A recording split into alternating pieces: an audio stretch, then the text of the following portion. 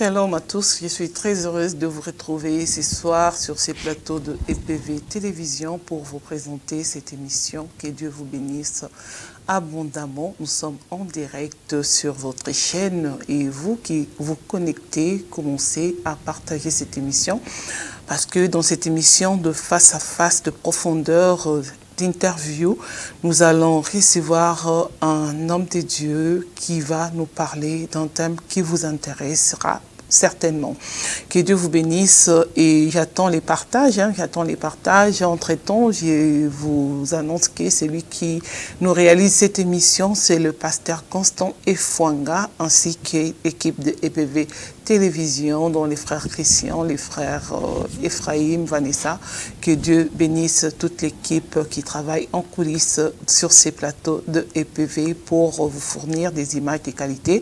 Et cette belle émission que nous vous présentons ce soir. Et moi, pour ceux qui ne me connaissent pas, c'est votre servante Nadine Efwanga qui vous présente cette émission de ce soir. Vraiment, soyez richement bénis par la grâce de Dieu parce que je sais qu'il y a de bonnes choses ce soir sur ces plateaux de EPV Télévision, s'agissant du thème que nous avons choisi pour développer ce soir. J'espère que vous allez tous être bénis par la grâce de Dieu. Et vous qui voulez aussi passer dans cette émission, n'hésitez pas à nous contacter, à appeler. Et nous sommes là, nous allons programmer un jour pour vous, pour pouvoir vous recevoir. Vraiment, je vais vous présenter mon interlocuteur de ce soir, de cet après-midi. Et ça dépend à l'heure à laquelle vous nous suivez partout dans les mondes, parce qu'on sait que vous nous suivez partout dans les mondes, au Canada, aux États-Unis, aux Antilles, vous nous suivez partout. Donc, on vous connaît. Que Dieu soit glorifié. Et ce soir, nous recevons un docteur pour vous. Pourquoi un docteur? Parce que nous allons parler d'un sujet qui est très délicat dans la société actuelle. Les ministères de la femme, c'est le thème que nous avons ramené ce soir pour vous. Parce que vous qui vous intéressez à être ministre, à servir les seigneurs, étant une femme et vous rencontrez des difficultés. Aujourd'hui, nous avons choisi de faire venir le docteur Emmanuel Kama sur ces plateaux de EPV Télévision pour vous en parler. Le docteur Kama, il est de l'église Le Saron à Bruxelles. Donc, il a fait quand même un déplacement pour vous, en tout cas, que nous saluons sa présence encore sur ces plateaux. Avant de les recevoir, nous vous disons qu'il est docteur et puis il est professeur en même temps.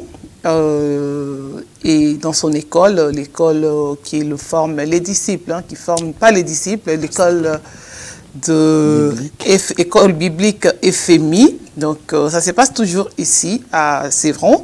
Donc, si vous voulez vous inscrire, n'hésitez pas à nous contacter. L'école a déjà commencé depuis bientôt 4 mois. Et vous n'êtes pas en retard, vous pouvez toujours appeler pour adhérer. Et nous allons saluer notre invité de ce soir. Bonsoir, docteur Kama. Bonsoir, Maman Nadine. Vous allez bien? Très bien, merci. Nous sommes dans la joie de vous accueillir sur ces plateaux de EPV TV. Je pense que c'est une première, non? C'est une première? Ouais. C'est la première fois. C'est la première fois. À chaque fois qu'on vous invite, vous n'avez toujours pas le temps et c'est trop d'occupation. Je le pense. En plus, je viens de la Belgique, donc il faut vraiment programmer le temps. La Belgique, c'est à côté, docteur. J'espère que c'est la première, mais ça ne sera pas la dernière fois. D'accord. Nous sommes dans la joie et vous êtes docteur, je ne sais pas. Nos téléspectateurs nous suivent, tout le monde sait dire il est docteur de quoi? Docteur de médecin, donc il est médecin, ou c'est un ministère, ou je ne sais pas. Parlez-nous des origines des docteurs. C'est quoi? Ok. Je voudrais parler du docteur par rapport à moi. Ok. Je suis docteur, pas médecin. Je suis docteur de la parole par rapport à ce que nous dit la Bible dans l'épître de Paul aux Éphésiens, au chapitre 4, au verset 12, où Paul explique qu'il existe 5 ministères. les pasteurs, le prophète, l'apôtre, l'évangéliste et le docteur. Et donc, moi, je ne suis pas apôtre, je ne suis pas prophète, mais je suis donc docteur. Pas évangéliste non plus. Pas évangéliste non plus, mais je suis donc docteur du ministère. D'accord. C'est ça. Et donc, vous avez dit les origines des docteurs selon la Bible. Et aujourd'hui, tout le monde prétend être docteur. Et vous pensez que c'est juste que tout le monde se lève un matin et se dise que je suis docteur. Quelles sont les qualités requises pour être un docteur? Est-ce qu'il y a des qualités quand même? Bien sûr. Je pense que c'est un ministère qui ne vient pas de l'homme, qui vient des dieux par appel. Donc, moi, je ne sais pas dire tel est docteur, tel n'est pas docteur. Ce n'est pas à moi de le dire. Mais je pense que le ministère d'enseignant, c'est un ministère qui est difficile à exercer, vu les conditions et ce qui est demandé pour un docteur. Le docteur, au fait, c'est parmi les gens qui réglementent la doctrine. Oui. Ce sont des gens aussi qui font ce que nous appelons l'apologie de la foi, qui défendent la foi. Un docteur, c'est un maître de la spiritualité. Au moment où il y a déviation, le rôle du docteur, c'est de remettre les choses sur le rail, c'est d'instruire le peuple de Dieu, de former, d'édifier, de perfectionner le saint. Donc, au fait, c'est quelque chose, c'est un ministère qui n'est pas de moindre. Et donc, ça exige quand même beaucoup de qualités intellectuelles, de qualités morales, spirituelles, voilà. C'est ça le ministère. Donc, il faut avoir tout un bagage. Certainement. La connaissance du monde également. La connaissance du monde. Non seulement de la théologie. Non seulement de la théologie, non seulement de la Bible. Un docteur, c'est un connaisseur. Il est spécialiste dans un domaine et il travaille pour remédier, former, aider. Donc, c'est un ministère qui demande vraiment une conscience professionnelle. Et je ne pense pas que... D'ailleurs, Jacques dit, mes frères, qu'il n'y ait pas beaucoup de gens qui se mettent à enseigner. Parce que nous, les docteurs, nous serons sévèrement jugés. Il s'est fait que c'est un ministère qui n'est pas accepté, qui n'a pas assez de gens pour l'exercer, parce que ce n'est pas facile. Un docteur peut former un apôtre, un docteur peut former un pasteur. Du coup, il travaille comme au soubassement des autres ministères et en même temps, il conduit l'instruction des autres ministères. Donc, ça demande des qualités en tout cas. En tout cas, et les qualités, vous en avez, et il reste aussi à juger. Vous allez nous les prouver, hein, voir ce que vous allez nous donner ce soir. Et les gens qui nous suivent vont reconnaître si nous sommes face à un docteur ou bien face à un charlatan. Amen, amen, amen, amen. Donc, notre sujet de ce soir que nous avons choisi d'aborder avec vous, c'est sur les ministères de la femme.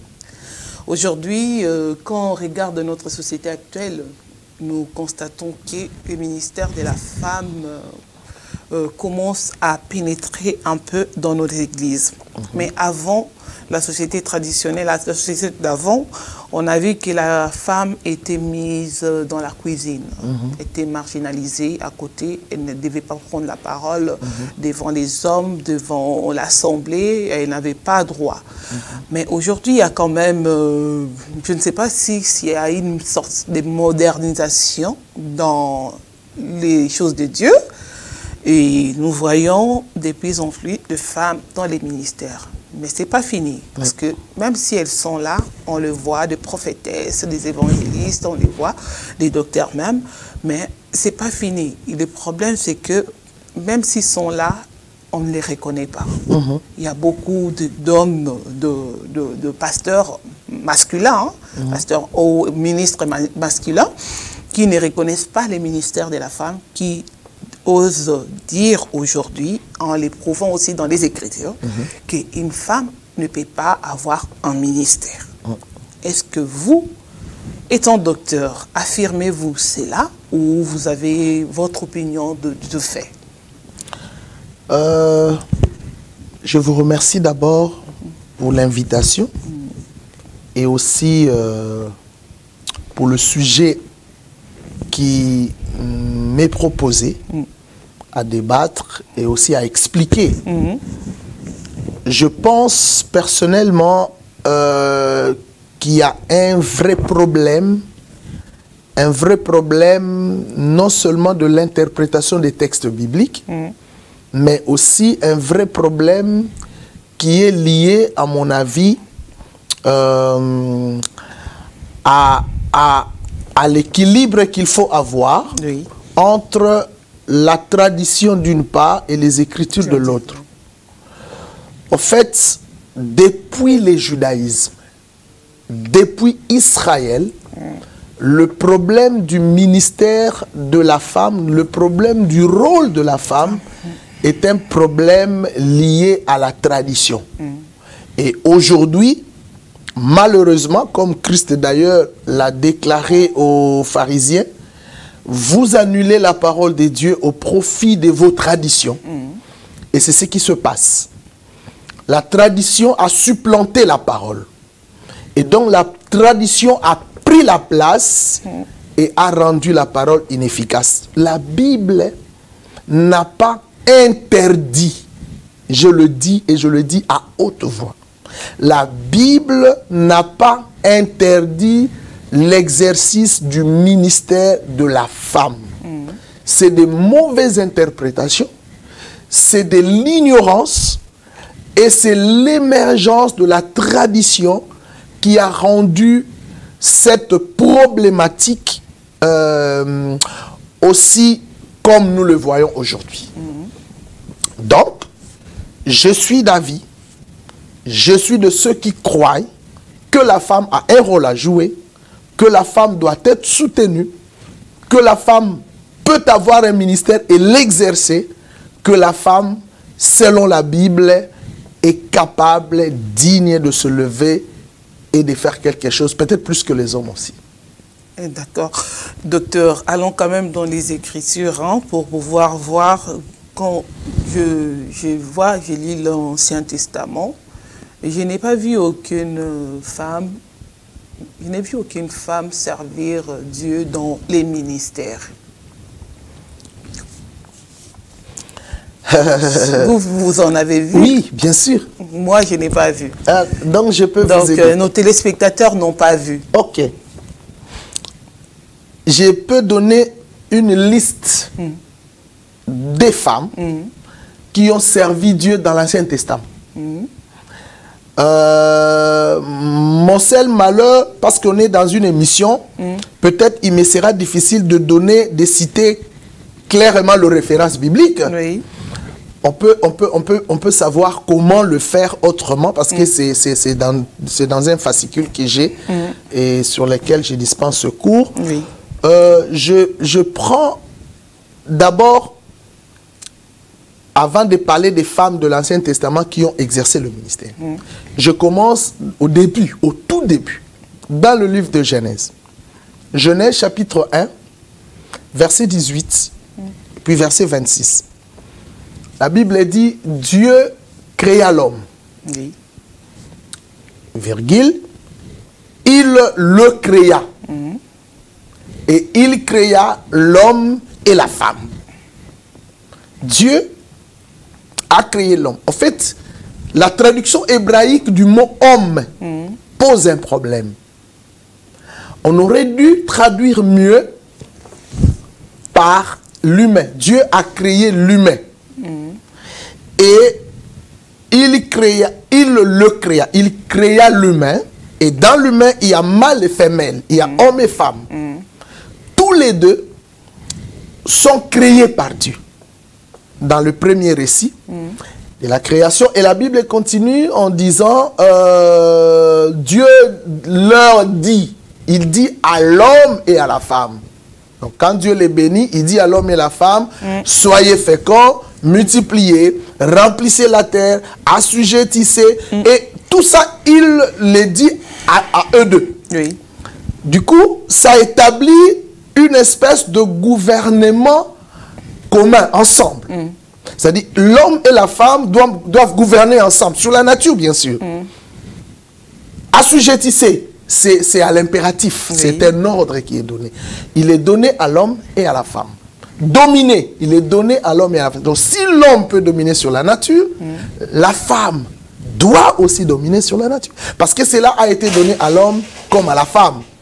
Donc, il faut comprendre par là que dès le début, Dieu n'a pas dissocié la femme à un rôle qu'il avait pu donner à l'homme. Au contraire, les deux avaient le même rôle de gouverner ensemble.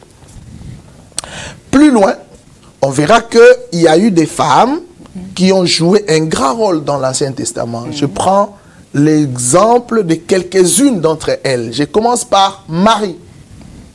Marie, la sœur de Moïse, la Bible reconnaît en elle une prophétesse, Myriam, pour certains. Myriam. Voilà. C'était une prophétesse. Lorsque les prophètes parlent de la colonne du leadership qui dirigeait Israël à cette époque, on cite le nom de Moïse, on cite le nom d'Aaron et on cite le nom de Myriam. Donc, elle faisait partie des leaders qui dirigeaient, qui conduisaient le peuple. Myriam conduisait l'adoration. Elle prophétisait quoi? Elle prophétisait parce que... prophétisait quoi? Parce que, est-ce qu'on avait besoin d'une prophétie à ce moment-là? Oui, parce que Moïse était aussi prophète. Ça dit, un prophète, c'est celui... Moïse, il parlait avec Dieu et il ramenait le rapport qu'il avait avec Dieu chez les peuples. Bien sûr, la Bible dit Marie, la prophétesse. Il y a un texte. Oui. Donc, quand la Bible appelle prophétesse, c'est qu'elle prophétisait. D'accord. On n'a pas de précision comment, quand, mais la Bible, c'est ma Bible, ta Bible, Nadine, maman Nadine, qui l'a nommée prophétesse. Oui. Donc, moi, je crois. D'accord. Et à part elle, on parle de Hulda, et ma Bible la nomme aussi prophétesse. On parle de Déborah, ma Bible la nomme aussi prophétesse. Plus loin, on parle même de la femme d'Esaïe, le prophète. Esaïe dit, le prophète dit, je l'approcha et elle conçut, j'approcha la prophétesse et elle conçut. Et les commentateurs se disent, ben, elle a approché cette prophétesse qui a conçu. C'était qui cette prophétesse? En fait, c'était sa femme. Le prophète Esaïe avait aussi comme femme une prophétesse. Donc, on a au moins, selon ce que nous donne déjà la Bible, 4 noms des femmes prophétesses dans l'Ancien Testament. Docteur. Et d'ailleurs, attends, je vais continuer. Voilà. Quand on parle de Déborah, de Hulda, outre le fait qu'elles étaient prophétesses, elles étaient aussi juges. La profession du juge s'exerçait à une période où il n'y avait pas d'autorité établie par Dieu. C'est entre Moïse, donc Moïse et Josué, la période de Moïse, de Josué et la période de la monarchie, la période de roi. Donc c'était une période chaotique où Dieu suscitait de temps en temps de juges pour pouvoir donner des solutions aux problèmes d'Israël, surtout à l'époque où ils étaient attaqués par les Philistins. On a parlé de Samson, on a parlé de Samuel, etc. Ils étaient juges. Et parmi ces juges, on a cité ces femmes.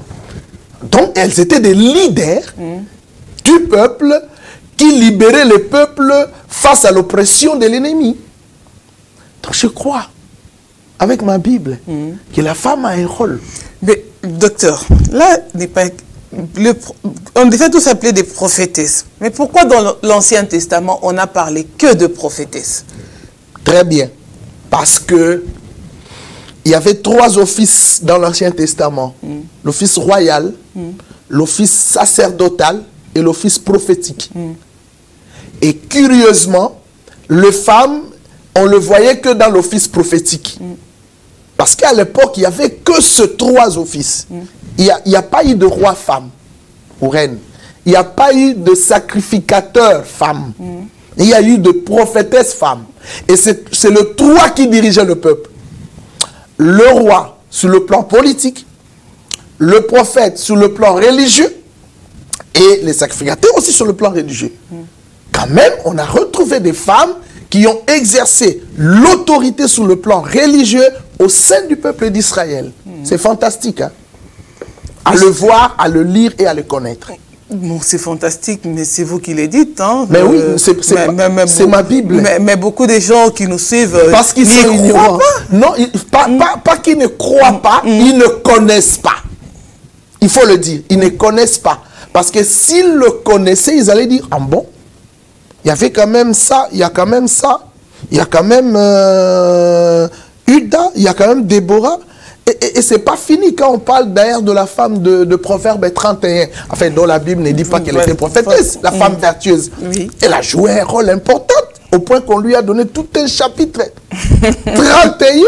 Voilà. C'est fort quand même. Ah oui. Oui. Mais bon, on a eu des prophétesses, comme vous le dites. Hein? On ose vous croire quand même. Il y a eu des prophétesses dans l'Ancien. Mais est-ce que ces prophétesses, leur rôle était d'enseigner?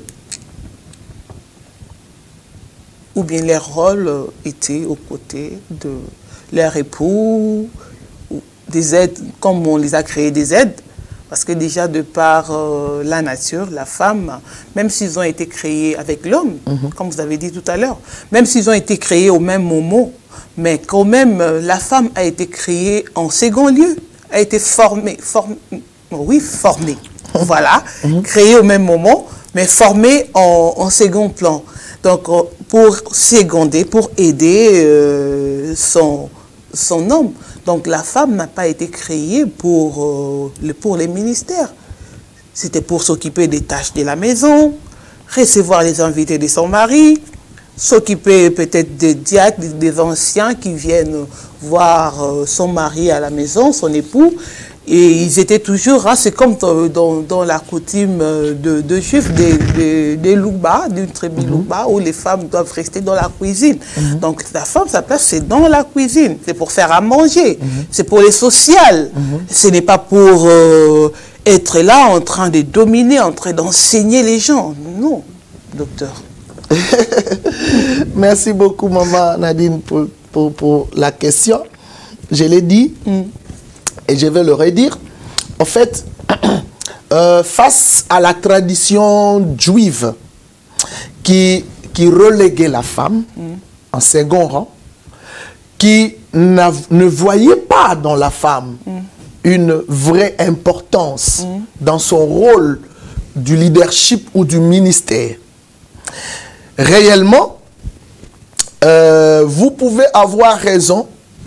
Par rapport à ça, je parle bien dans le contexte juif et je veux me faire expliquer. Lorsque dans une assemblée juive, on comptait le nombre de personnes présentes, on ne comptait jamais des femmes. Des femmes, même les enfants à la maison. Même les enfants. Oui. On comptait que des hommes. Pour le juif, d'ailleurs, si nous allons dans le temple, on voit comment il y avait la répartition des parvis. Je vais vous expliquer. En dehors de l'enclos, à l'extérieur, il y avait le parvis des païens. Oui. Et quand vous entrez dans l'enclos, vous trouvez juste à l'entrée le parvis des femmes. Et un peu plus loin, le parvis des hommes, les parvis de prêtres, et directement, vous entrez dans le lieu saint, le lieu très saint, donc voilà, le lieu d'adoration, etc. Donc, les femmes n'avaient pas le droit de s'assembler aux côtés des hommes. Elles étaient hors. Ça, c'est la réalité. Oui. On ne peut pas nier ça. Voilà. Mais ce qui change, je l'ai dit à nos téléspectateurs, chers amis femmes, épouses que vous êtes, adorez, respectez, honorez, glorifiez notre Seigneur qui est votre Seigneur Jésus-Christ. C'est lui le révolutionnaire. En fait, c'est Jésus qui est venu émanciper la femme. Redonner de la valeur à cette femme qui a été négligée dans sa tradition, dans sa coutume, selon la loi de ses pères. Parce que quand Jésus est venu, face à cette répartition, dans Galates chapitre 3, Jésus dit, il n'y a plus ni juif, ni grec, ni esclave, ni libre, ni femme, ni homme, car tous nous sommes un en Jésus-Christ. Quelle révolution! Quel message révolutionnaire! Alors si moi je disais, femme, là-bas, Jésus dit, non, non, non, non, non, non, non, non. Toi, masculin, elle, féminin, nous sommes tous en moi, un. Du coup, il a brisé les barrières sexuelles, les barrières raciales qui séparaient païens et juifs. Dans l'église, nous sommes tous unis. C'est là où nous allons voir un autre regard dans le Nouveau Testament. Lorsque le Saint-Esprit est arrivé dans les Actes des Apôtres, la Bible dit, vos fils et vos filles prophétiseront. Mais on a parlé des fils et des filles. Oui, sur mes servantes et sur mes serviteurs, je répandrai de mon esprit.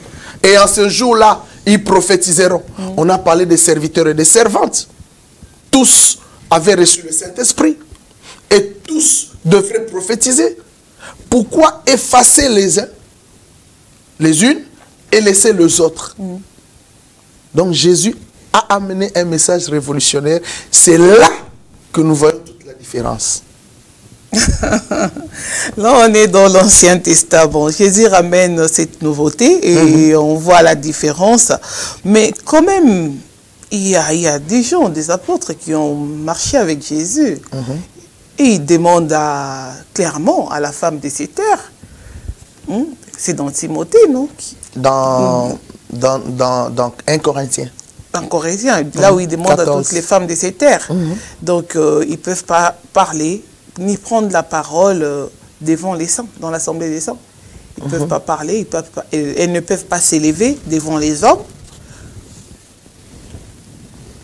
Et pourquoi ça? Parce que le Christ était déjà là, il est mort, il a aboli cette loi-là, que la femme devait être dans la cuisine, tout le monde est devenu pareil, et maintenant là, la femme.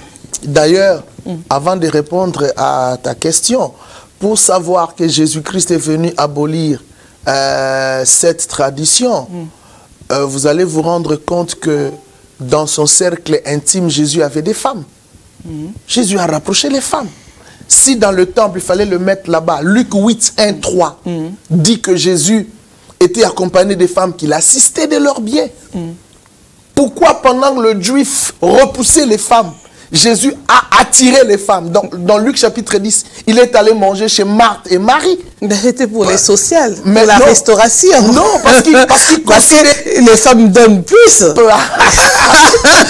Il ne faut pas seulement suivre les femmes pour l'intérêt, parce qu'il considérait quelle était la valeur de la femme, en fait. C'est très important. Et donc, je reviens sur la question que vous avez posée par rapport à ces deux textes. Écoutez-moi, chers téléspectateurs, maman Nadine et tout le monde qui me suit. Il n'y a que 2 versets dans tout le Nouveau Testament qui sont, à mon avis, des versets problématiques au sujet du ministère de la femme. Il y a le verset de 1 Corinthiens 14 où Paul dit que les femmes se taisent dans les assemblées. Je ne leur ai pas permis d'y parler. Qu'elles se taisent. Le premier verset. Le deuxième, c'est dans 1 Timothée 2, où il dit, je ne permets pas à la femme de prendre de l'autorité sur l'homme. Il doit rester demeuré en silence. C'est les 2 versets, fini. Il n'y en a pas d'autres. Mais moi, j'ai beaucoup de versets, plus que 2, qui me fait voir, qui me font voir que la femme a un rôle. Je commence. J'aimerais d'abord expliquer ces 2 versets-là. Mon souci, je l'ai toujours dit, c'est avant-midi, je le disais à mes étudiants à qui j'expliquais ce cours, justement. Je disais, le problème, c'est ça. Nous lisons nos Bibles, mais nous comprenons très mal, peut-être parce que nous les lisons aussi en français. Bon, c'est pas grave. Bon. Ouais. Maman Nadine, le verbe parler qui pose problème. Selon que beaucoup de traducteurs le disent, que les femmes se taisent. Elles ne doivent pas parler. Le verbe parler dérive d'un verbe grec, l'aléo, comme on l'entend, L-A-L-E-O, qui signifie, d'abord, ce verbe-là a au moins plus de 10 synonymes. 10 synonymes. Entre autres, chuchoter, bavarder, murmurer, bouder, discuter, parler, réclamer, déranger, etc. etc. Et donc, ça n'a rien à voir.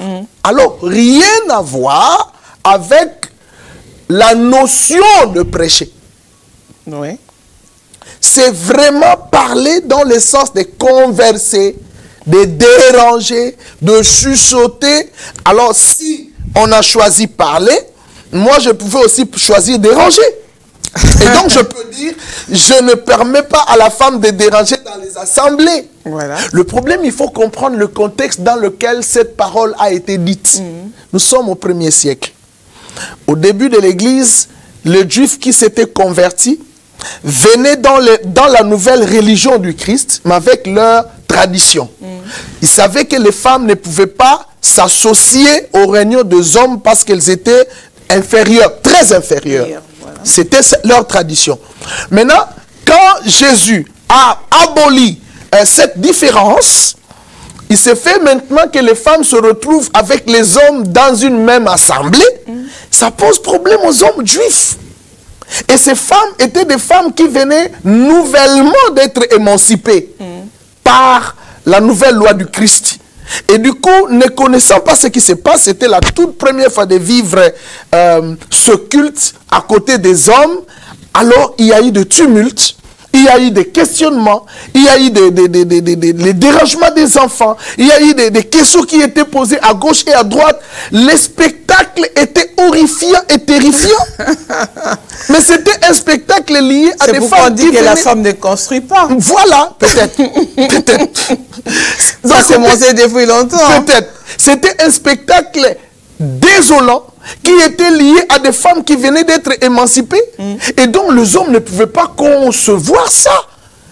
Les rapports étaient arrivés aux oreilles de l'apôtre Paul.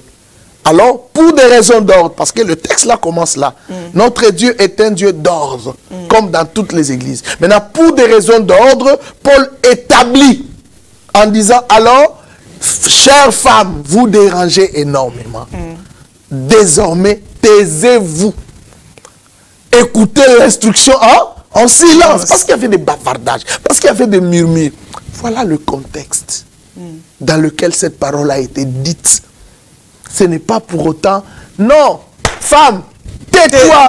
Tu ne peux pas prendre autorité sur les hommes. Ça c'est un deuxième verset, j'arrive. Je suis d'abord sur le taisez-vous. Taisez-vous. Vous ne pouvez pas parler. Tais-toi.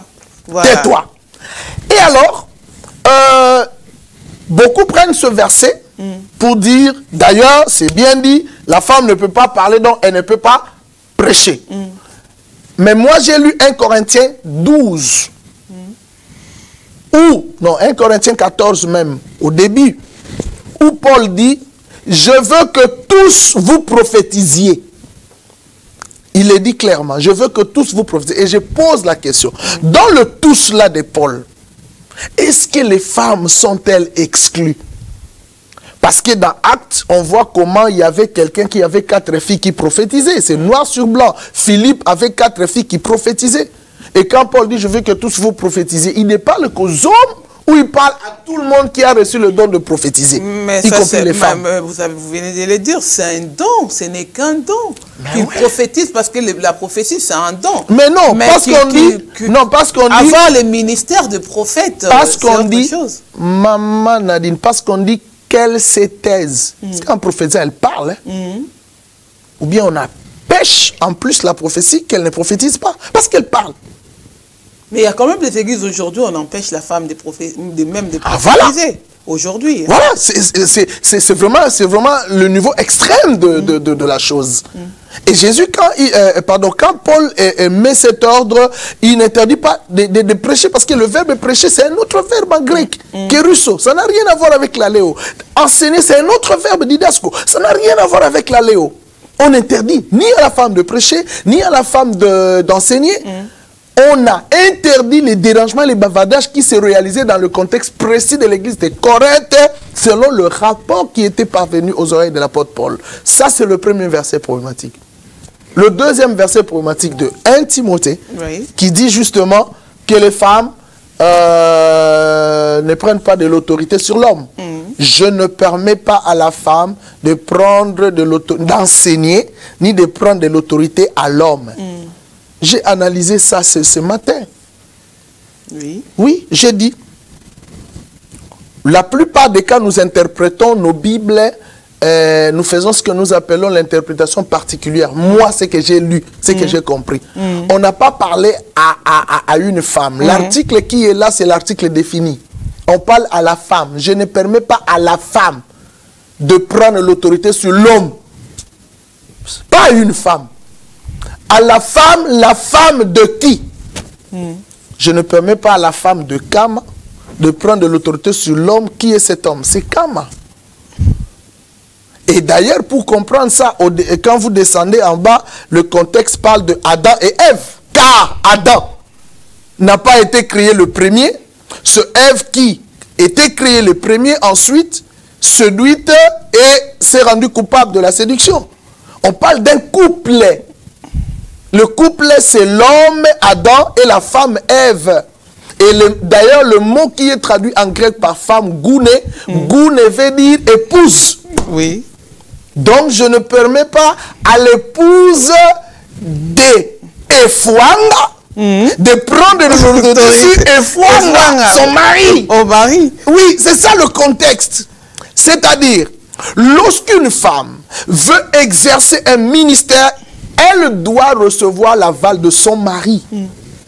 C'est ça, prendre de l'autorité sur l'homme, sur l'époux. C'est-à-dire, Maman Nadine, vous ne pouvez pas exercer le ministère si votre mari ne vous autorise pas. Ça, c'est briser la loi. Parce que le mariage est venu plus tôt, avant le ministère. Le mariage doit être respecté. C'est pourquoi, d'ailleurs, je profite pour interpeller mes soeurs célibataires. Ne vous engagez pas avec quelqu'un qui n'a pas le ministère. Si vous pensez que vous avez le ministère, sinon il deviendra un obstacle pour votre ministère. Et comment vous allez l'exercer? Parce que le mariage, d'abord, il faut respecter l'homme. Quand on dit prendre de l'autorité sur l'homme, c'est supplanter l'autorité masculine. Parce que l'homme est le chef de la femme. C'est ça le contexte. Pourquoi? Parce que l'homme a été créé le premier. La femme ensuite. Dans la hiérarchie, Dieu dit, Dieu est le chef de Christ. Christ est le chef de l'homme. L'homme est le chef de la femme. Parce qu'il est le chef de la femme. Le mot chef est traduit en grec képhale, qui veut dire tête. Oui. Donc l'homme est la tête de la femme. Comme il est la tête de la femme, alors femme, respecte ta tête. Avant de faire quoi que ce soit, reçois l'autorisation maritale. C'est là le contexte de « je ne permets pas à la femme de prendre l'autorité sur l'homme ». Ça n'a rien à voir. De prêcher dans l'église, rien du tout.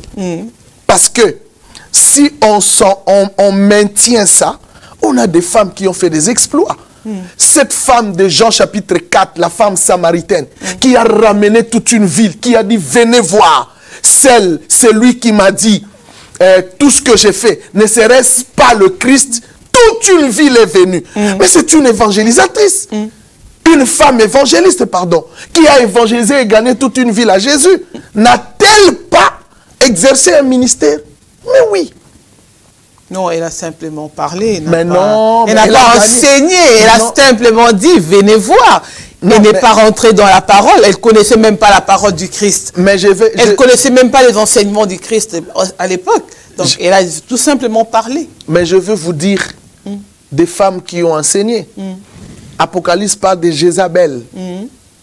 Je l'ai d'ailleurs expliqué. Quand Jésus dit ce que je suis à l'église de Thyatire, ce que j'ai contre toi, c'est que tu as laissé la femme Jézabel enseigner des doctrines qui n'étaient pas bonnes, etc. etc.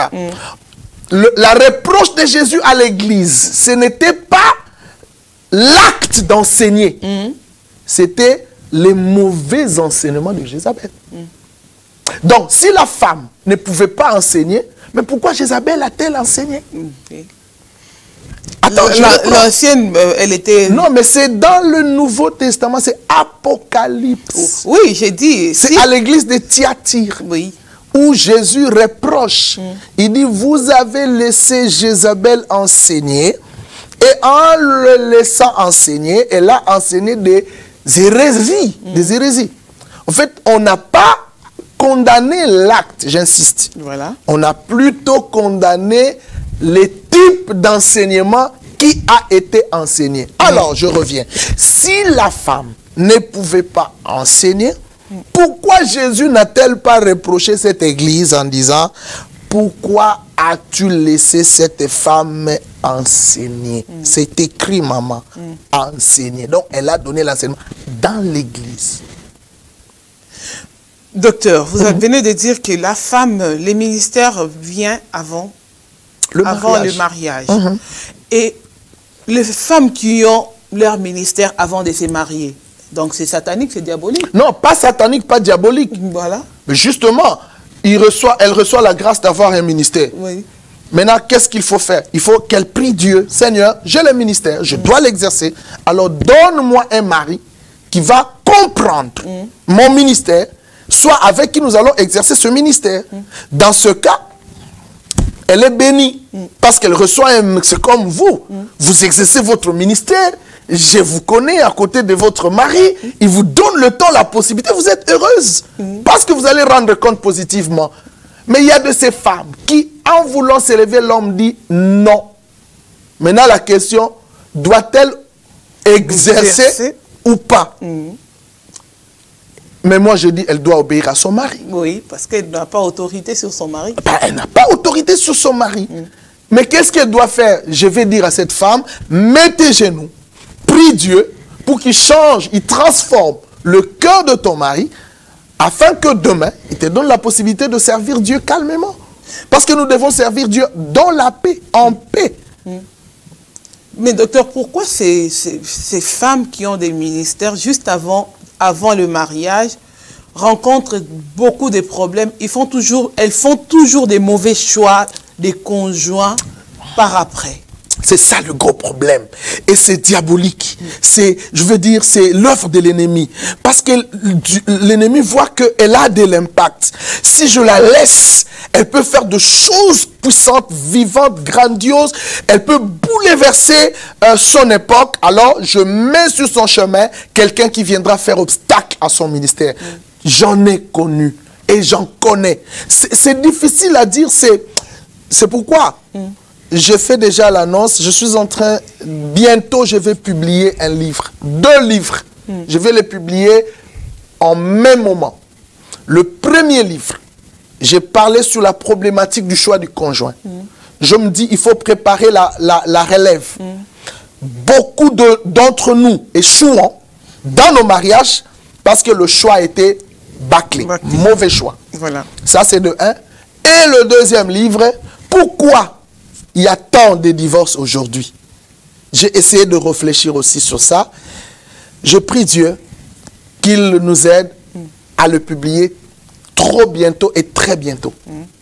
Donc, il faut que nos soeurs, nos frères aussi, parviennent à faire un bon choix. Si moi, aujourd'hui, Dieu me fait grâce, j'exerce mon ministère paisiblement et Dieu me permet d'évoluer dans mon parcours, c'est parce que mon choix m'a été capital pour la continuité de ce que je fais. Un mauvais choix a toujours de répercussions négatives sur le reste et de la destinée et de l'accomplissement du ministère. Il est très important aux femmes ayant le ministère d'être vraiment, d'éveiller sur le problème du choix, c'est très important. Mais qu'est-ce qui fait qu'ils ne font pas un bon choix? Parce que quand on a un ministère, ça veut dire qu'on a quand même le Saint-Esprit. Hein? On prie Dieu. Dieu peut quand même te révéler l'homme de ta vie. Mais qu'est-ce qui fait que il n'arrive pas? Elle n'arrive pas. C'est surtout, comme on parle de la femme, on parle surtout de la femme. Une femme qui a commencé son ministère avant d'être mariée éprouve toujours des problèmes dans son foyer. C'est vrai. Je l'ai dit et je comprends en partie que le problème dans ça, c'est le début. C'est le début. Qu'est-ce que je veux dire par là? Excusez. Je pense que le début est problématique parce que le gens, dès le début, ils n'écoutent pas Dieu. Nous sommes arrivés à une époque où les femmes et les hommes aussi font des choix qui leur convient le mieux et non celui que Dieu leur demande. Des fois, quand on est face au choix humain, au choix personnel, le choix de Dieu, on boycotte le choix de Dieu et on se lance au choix humain. Et qu'est-ce que Dieu peut faire? Il vous laisse. Pensez-vous que ces gens-là, qui ont le Saint-Esprit, comme vous avez dit, qui sont puissantes, qui ont de l'impact, n'avaient pas écouté Dieu? Et si, Dieu a parlé, comme toujours, il parle. Mais ce sont des gens qui n'ont pas fait cas de la parole de Dieu ou de l'intervention de Dieu. Ils ont fait abstraction à la volonté de Dieu. Et la conséquence, elles en subissent ou ils en subissent aujourd'hui. Et ils payent ou elles payent le prix. Le prix de leur mauvais choix. Le prix de leur précipitation. Le prix de ce qu'ils ont fait parce que là, beaucoup sont allés aux apparences physiques. Ils n'ont pas voulu demander à Dieu qui sonde le cœur pour leur aider à comprendre quelle est la nature du choix. C'est ça le vrai problème. Et c'est désolant pour eux, pour elles. C'est triste. Et aujourd'hui, beaucoup sont obligés de se rebeller contre leur mari afin d'exercer le ministère. Mais Dieu n'est pas d'accord. Docteur Kama, c'est pas facile, hein? Étant femme, déjà, avec toutes les charges que Dieu nous a données, hein, parce qu'on dit toujours que Dieu nous a donné, confié beaucoup de charges par rapport aux hommes. On doit s'occuper de la maison, on doit s'occuper des enfants, on doit... Vous êtes à l'église, vous finissez l'enseignement, vous rentrez paisiblement à la maison, parce que vous savez que maman Rachel... elle va tout apprêter, elle va vous faire à manger, elle s'occupe des enfants, elle fait tout. Mais imagine qu'une femme qui prêche, une femme ministre, elle doit quitter l'église et son époux l'attend à la maison. Elle doit aller à la maison, elle doit commencer à faire à manger, s'occuper des enfants, faire ceci, et surtout s'il a vraiment cet homme-là qui exige que la femme doit vraiment être soumise. La soumission totale. Donc, la femme, donc, en dehors des charges de l'église, elle doit, en plus de cela, s'occuper des tâches ménagères. Vous ne pensez pas que cela peut provoquer de mort subite? Oui, la mort, la femme peut mourir parce qu'il y a trop de charges. Il faut se décharger quand même. Quand on rentre dans un ministère avec tous ces bagages-là, on sait qu'on doit aller faire à la maison, on doit, donc, toutes ces facultés-là, ces capacités-là. Vous pensez que Dieu... C'est pourquoi, si elle a trouvé grâce, cette femme ministre de Dieu, de vivre avec un homme qui connaît ce qu'elle a et qui comprend ce qu'elle est, l'homme va l'aider. Parce qu'au fait, que ce soit l'homme, que ce soit la femme, nous sommes dans un terrain d'aide. On a appelé l'homme, on a appelé la femme l'aide semblable. Semblable, oui. Donc, l'un comme l'autre doit aider son prochain. Donc, une femme qui est appelée au ministère, qui reçoit ou qui se marie avec un homme, même pas serviteur, mais qui connaît que sa femme est une servante de Dieu, je pense qu'il doit savoir dissocier le ministère de la femme et les tâches ménagères, domestiques de la maison et mettre de l'équilibre pour ne pas ramener sa femme à la catastrophe. Le danger, maman, on revient à ce qu'on a dit tout à l'heure, c'est lorsque le choix est mauvais. Un choix bâclé amène des conséquences dangereuses tant pour l'homme que pour la femme. Donc, quand vous parlez de la mort, j'imagine déjà la mort pour celle-là qui est tombée entre le mains de quelqu'un qui s'en fout du ministère, voilà, et qui la malmène en dépit de toutes les charges qu'elle a, avec toutes les charges que l'Église nous donne. Elle rentre à la maison avec toute la charge que l'homme lui direct remet. AVC, maman, et puis elle perd. Et c'est pareil aussi aux hommes, parce que nous avons aujourd'hui des pasteurs qui tombent subitement. Oui. Il n'a pas la paix dans l'église parce que les choses ne marchent pas. Arrivé à la maison, la femme aussi le malmène. Et donc, finalement, il craque et puis il tombe. Subitement, c'est la perte. Donc, on a ça d'une part, on a ça de l'autre part. Ma prière, en tout cas, que Dieu nous aide sur le choix, tant pour l'homme que pour la femme, afin de vivre heureux. Si bien qu'il y a le haut, si bien qu'il y a le bas, mais quand le choix est quand même bon, on se comprend et on le surmonte. Mais sinon, il y a des gens où il y a une incompréhension totale et une incompréhension à vie. Comment on peut vivre dans ce contexte-là? C'est ça la difficulté. Docteur, aujourd'hui, il y a quand même des femmes.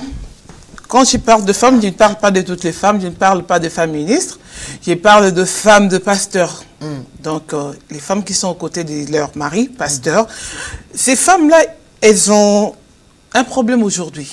Aujourd'hui, je ne sais pas si c'est des combines que le pasteur et sa femme organisent à la maison.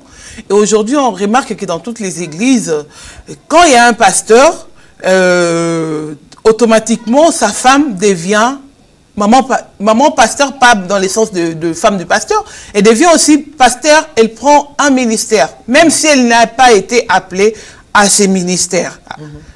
Donc, vous, en tant que docteur, que pouvez-vous dire par rapport à ça? Non, il y a un problème. Il y a vraiment un problème. En fait, toute femme du pasteur n'est pas forcément pasteur. La pastorale est un don que Dieu donne par appel. Si Dieu m'a appelé et m'a donné, m'a confié ce ministère, il peut ne pas forcément donner ce ministère à ma femme.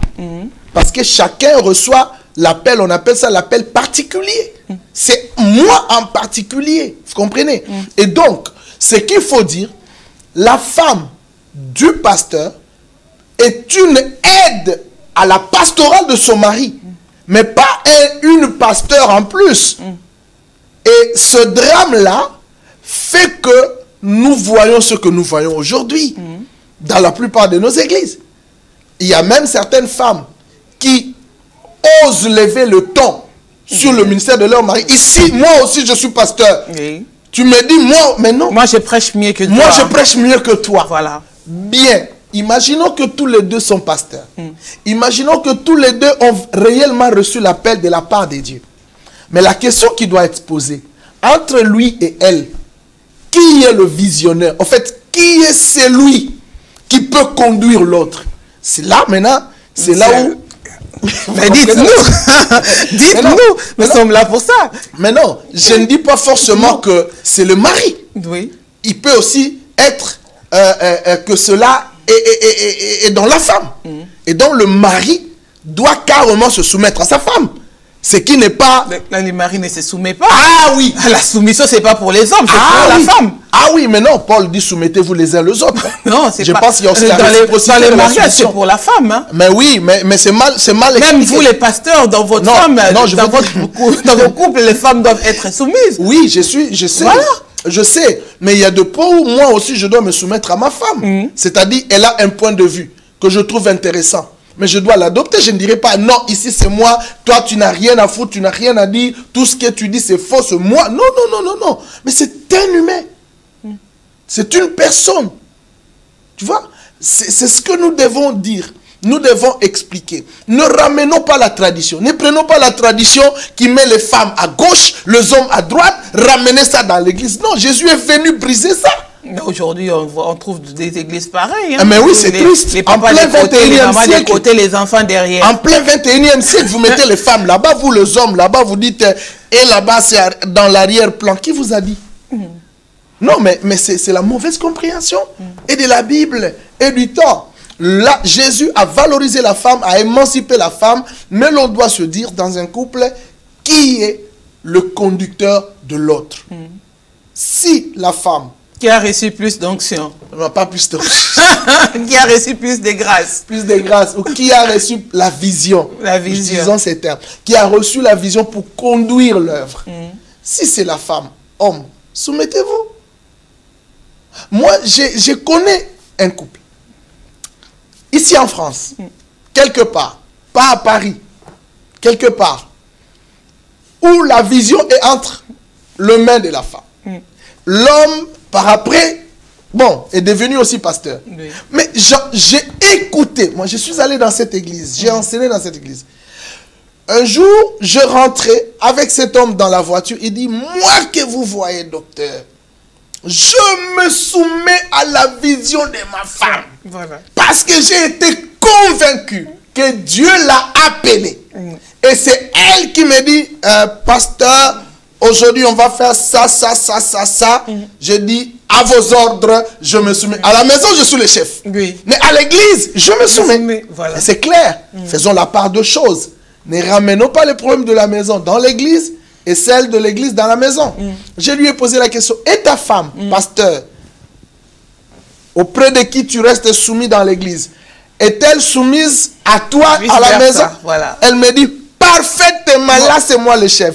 Quand je tape sur la table, obéissance 5 sur 5. Et nous vivons bien. Oui. J'ai dit, waouh, c'est fantastique. C'est merveilleux. Hein? Merveilleux, quel bel exemple. Un bon témoignage. Un bon témoignage. Et l'église est dirigée par cette dame.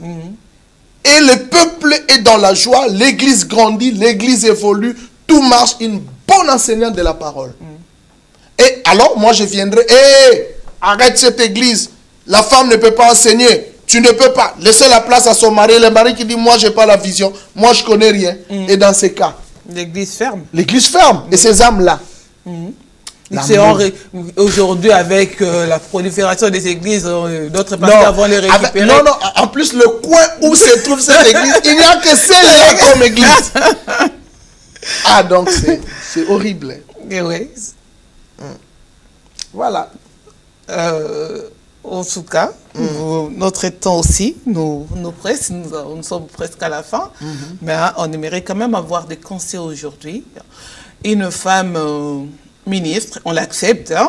On accepte aujourd'hui que la femme soit ministre. La femme puisse prêcher, femme docteur, femme prophétesse, femme évangéliste, femme pasteur, on accepte tout. Mais cette femme, comment doit-elle se comporter? Belle question. Oui, je pense que il faut pas dissocier l'autorité des dieux, l'autorité familiale et l'autorité maritale. Je m'explique. L'autorité des dieux est précisée dans un contexte ecclésiastique précis.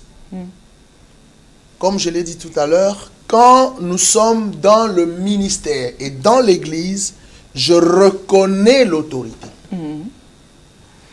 Quand nous sommes dans la famille, maman, pasteur, leader, reconnaissez aussi l'autorité des autres. Si par exemple tu as un grand frère ou une grande sœur dans la famille, tu ne diras pas, moi je suis maman pasteur, soumettez-vous. Non, non, là c'est dans le contexte. En fait, je vais vous dire, maman, c'est l'erreur qu'avait commise Myriam, la sœur de Moïse.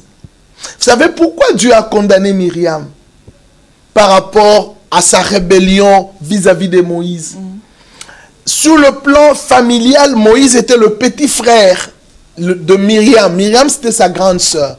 La famille était composée de 3 frères. Aaron l'aîné, Myriam ensuite, et le cadet Moïse. Le petit Moïse, lorsqu'il était dans l'eau, la mer Rouge, c'est Myriam qui l'a gardé. Parce que c'était son petit frère. Lorsque Moïse a pris une femme étrangère, la réaction de Myriam n'était pas bonne par rapport à l'acte posé par son frère. Et d'ailleurs, Dieu a pu intervenir directement. Vous savez pourquoi? Parce que Myriam avait confondu l'autorité familiale en tant qu'aînée de la famille et l'autorité ministérielle dans l'exercice de la conduite des enfants d'Israël. En fait, si la reproche de Myriam ne pouvait s'articuler que par rapport à son autorité familiale du fait que son frère a pris une femme étrangère, ça aurait été différent parce que là, elle est en droit. D'autant plus que c'est sa grande sœur. Sur le plan âge, c'est lui qui a vu le soleil avant l'autre. Donc, il est une autorité automatiquement qualifiée. Mais quand Myriam sort du contexte familial, prend la chose, le ramène au niveau de la foi, de la religion, du ministère à la... Dieu a dit, tu touches à l'intouchable. Est-ce que Dieu ne parle que par lui? Qu'est-ce que Dieu avait à faire dans cette affaire? Si tu avais des reproches, reproche à ton petit frère comme ton petit frère, toi comme grande sœur. Et dès que Myriam est sortie du cadre où son autorité était reconnue, il a touché directement à l'autorité de Dieu et Dieu a réagi. Donc, mon conseil, femme servante, sachez que vous devez être soumise à un homme qui est votre chef. Dans le contexte familial, à la maison, restez soumise. Restez femme idéale. Restez cette femme de Proverbe 31 qui prend soin de sa famille. Et d'ailleurs, la Bible dit, si quelqu'un ne sait pas diriger sa propre maison, comment peut-elle ou peut-il prétendre diriger l'église du Seigneur? Tu ne sais pas mettre tes enfants en ordre. Ton mari se plaint toujours. Et tu viens devant, tu tiens le micro. Mais non. Tu fais des jeûnes et prières. Mais non. Tu as des problèmes. Commence à mettre de l'ordre là-bas. Donc là, à la maison, soumets-toi. Et Marie, si tu as une femme qui a un ministère et que toi, tu dois te soumettre à lui, ne fais pas le mari. Rentre dans l'église, dis ma femme, ici, c'est vous qui me conduisez. Conduisez-moi. Je suis souvent les conseils pour l'un et pour l'autre. C'est question de comprendre le contexte dans lequel évolue l'autorité. Et lorsqu'on sait différencier tout ça, l'église sera tranquille. Tranquille. On n'aura pas de problème. On n'aura pas de problème. Même la vie. Même la vie. Même les enfants. On n'aura pas des enfants. On n'aura pas de problème. Même les enfants, ils doivent reconnaître. En fait, aujourd'hui, le plus grand problème de l'église, c'est la non-connaissance de la notion de l'autorité. Je pense qu'on fera une fois l'émission pour parler de l'autorité de Dieu. Lorsqu'on ne reconnaît pas l'autorité de Dieu, ou on touche à l'autorité, on touche directement à Dieu. À Dieu. Ok. Voilà. Docteur, c'était un plaisir pour nous de vous avoir vraiment sur ces plateaux, de face à face, une intervention que beaucoup ont aimé et commenté. Que Dieu vous bénisse abondamment. Vous êtes docteur et vous êtes venu parmi nous, nous enseigner ces choses que beaucoup peut-être ignoraient. Et aujourd'hui, peut-être beaucoup ont compris les contextes dans lesquels Paul parlait dans la Bible. Donc, ils ont compris et nous en sommes reconnaissants. Amen. Merci à vous d'être venus. Et pour ce soir, nous avons fini. Mais on n'a pas fini parce que vous allez encore revenir. Oui. Je l'espère en tout cas. En tout cas, merci. Merci. Et nous voulons laisser ces temps. Vous laisser aller vous reposer parce que vous avez commencé depuis le matin, depuis le matin avec le cours. Et ce soir, c'était l'émission. Que Dieu vous bénisse encore abondamment. Je ne sais pas si vous avez encore un mot à ajouter ou bien... non, moi je remercie le PVTV, cette chaîne qui vient dans la vision de Dieu, qui vient dans la volonté de Dieu. Moi j'ai dit que Dieu nous aide pour que nous soutenions cette chaîne afin qu'elle soit porteuse de vie, porteuse de rectification, porteuse d'amélioration des enseignements. Donc je soutiens et j'ai pris que Dieu garde le couple Efwanga, Papa Constant et Maman Nadine pour ce que vous faites. Amen. Nous suivons de près tous les grands hommes de Dieu, les hommes de Dieu de France, de partout qui passent sur cette chaîne et qui sont une bénédiction. Donc nous soutenons et nous prions en tout cas que Dieu nous donne le temps pour que de temps en temps nous passions et discuter sur des thèmes surtout qui posent des polémiques et clarifier le peuple de Dieu. Que Dieu vous bénisse cette chaîne, qu'elle avance, qu'elle progresse, qu'elle aille toujours de l'avant. C'est mon souhait et ma prière. Amen, on reçoit et merci. Aussi les peuples de Dieu qui vous ont suivi. Hein. Amen, amen, amen. Vous aussi les bénir aussi. Amen. Ouais. Vraiment merci docteur Kama pour cette belle émission avec vous. Et merci, nous vous rappelons qu'il est docteur Kama, il est en Belgique, il est marié à maman Rachel. Donc, il n'est pas célibataire. Amen. Amen. Et il a son école FMI qui fonctionne ici à Paris, à Sévran, et il y en a aussi dans des provinces. Plusieurs. Donc ici à Paris, nous sommes là sur 5 rue de Coquelicot. Vous voulez vous inscrire, n'hésitez pas à appeler. La formation avait déjà commencé, vous pouvez toujours adhérer. Donc nous sommes là pour vous. Appelez, n'hésitez surtout pas à soutenir aussi son ministère, tout ce qu'il est en train de faire, de dégager surtout. Et vous allez encore les connaître plus avec d'autres sujets que nous allons aborder avec lui, parce que là, quand on suit les cours ici, on déborde de puissance et de force. Que Dieu les bénisse abondamment, que Dieu bénisse sa famille en Belgique. Quand vous allez rentrer, nous salutations à l'église de Saran. Amen. Et merci à vous tous, au peuple des yeux. Merci surtout au pasteur Constant qui nous a encore accordé encore 2 minutes de plus parce qu'on a déjà largement débordé notre temps. Merci, merci pour la réalisation de cette émission et merci à EPV Télévision. Merci à la sœur Dolores Chilomo que je cite nommément parce qu'elle a beaucoup écrit, hein, elle est en train de se battre avec quelqu'un, de discuter sur l'émission. Donc, que Dieu le bénisse, ainsi que les frères aussi, que Dieu les bénisse. Maméliane, que Dieu te bénisse. Vous tous qui avez suivi cette émission, qui avez commenté, nous vous portons à cœur. Que Dieu vous bénisse abondamment. Merci de continuer à porter cette chaîne dans votre cœur et de soutenir notre vision. Et merci encore à tous le peuple de Dieu qui nous ont suivis à travers les mondes où que vous soyez. Soyez bénis, nous sommes reconnaissants du sacrifice que vous êtes en train de faire. Surtout ceux qui nous suivent au Congo, Kinshasa, ils ont des problèmes avec des mégas, mais quand même ils se connectent quand nous sommes là, ils sont là, ils nous suivent. Vraiment que Dieu vous bénisse abondamment. Et c'est ainsi que nous terminons cette émission d'aujourd'hui qui avait reçu pour vous le docteur Emmanuel Kama et présenté par votre servante Nadine Efwanga. Cette émission vous est promis dans la semaine. Si Jésus ne vient pas, on se retrouve avec un autre intervenant. Et Dieu vous bénisse et à très très bientôt.